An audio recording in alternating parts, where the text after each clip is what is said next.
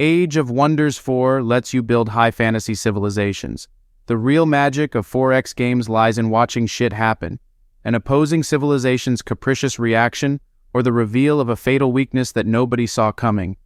Age of Wonders 4 isn't as well-oiled a machine as Civilization 6, but even in the moments where the writing seems to go in 3 different directions at once, it's got the right blend of charm and heart to smooth over its flaws. After 1 year with 4 expansions and a lot of free content updates, Age of Wonders 4 is better than ever before. With every DLC, you got more to play with, and the possibilities to build your empire and to play this sandbox game are nearly endless. You got dragons, tentacle monster, bird creatures, and so much more.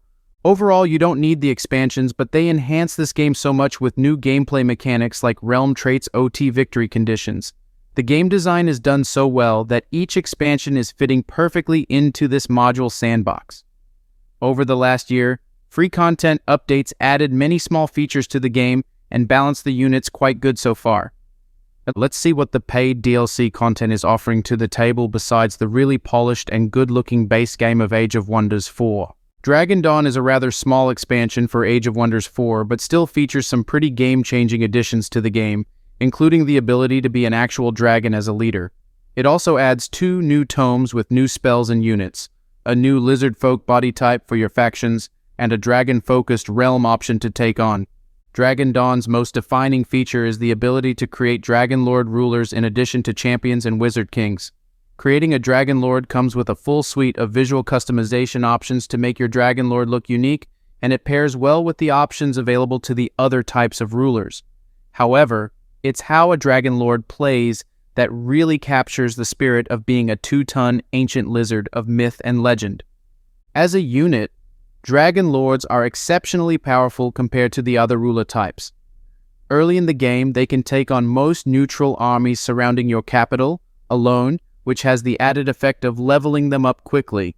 Dragon Lords have unique abilities and traits they can choose as they level, as well as transformations that correspond to the various aspects such as astral and nature. Each one makes your Dragon Lord even more powerful, but also allows for just as much freedom in developing your Dragon Lord's playstyle as you would have with any other hero. Such power does come at a cost. Dragon Lords can't use most hero items, and they have an initial upkeep of 30 gold, which is nothing to sneeze at early on. However, they also have a Dragon's Hoard trait that grants you gold income for every item you collect and hoard.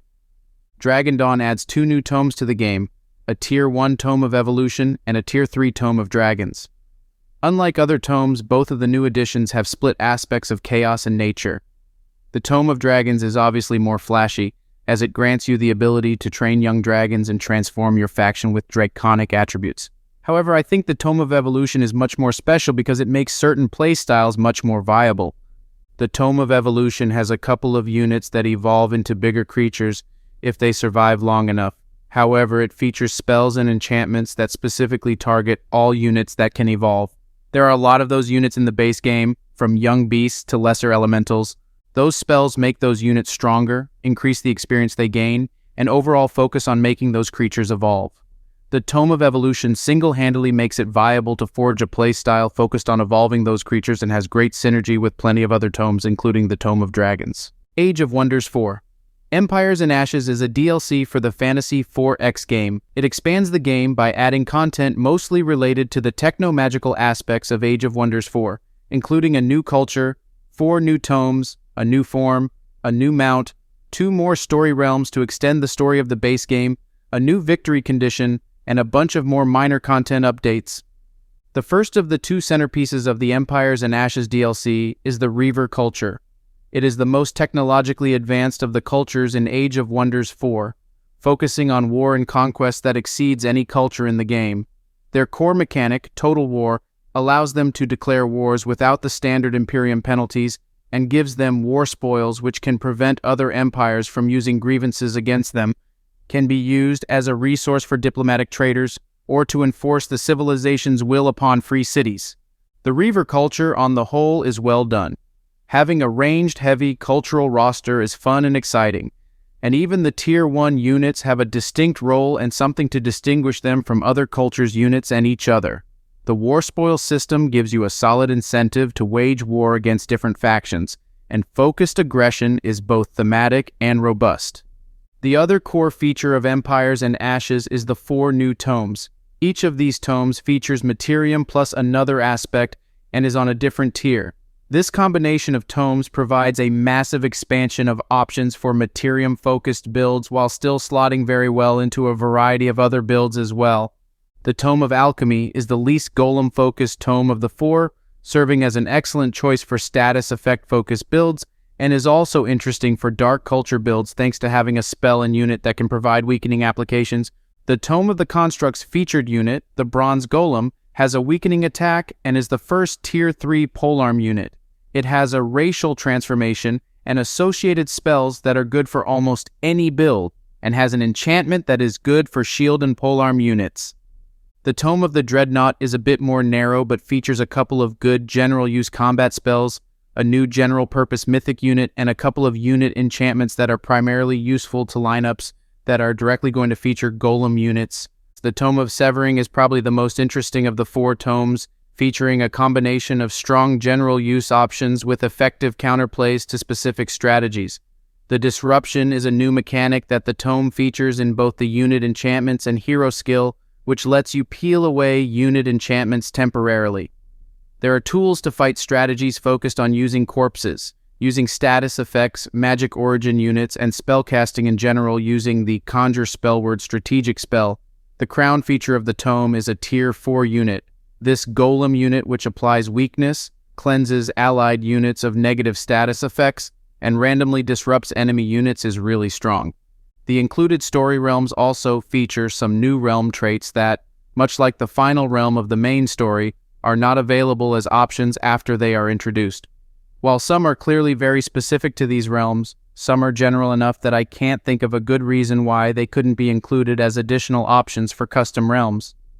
In Empires and Ashes is a new faction form, a new mount, and a new victory type. The Seal's Victory is another good addition and changes the dynamic of the game positively. It introduces a bit of a capture the flag element to the game. While the Magic Victory is similar to this in some regards, ownership of Golden Wonders is not a problem until it is. However, seals provide a constant source of pressure, especially if you are fighting against more substantial levels of AI difficulty. Primal Fury is closer to the Dragon Dawn expansion than it is to Empires and Ashes. It introduces some new and clever ways to play, and even though they don't dramatically change campaign goals or how you approach battles on a large scale, they do deepen Age of Wonders 4's strategy and even add some rich role-playing elements. Primal Fury is all about living in harmony with nature's spirits and unleashing their wrath on those who dare trespass their domains. Primal Fury's core is the new primal culture, granting you access to an array of new buildings, units, and bonuses.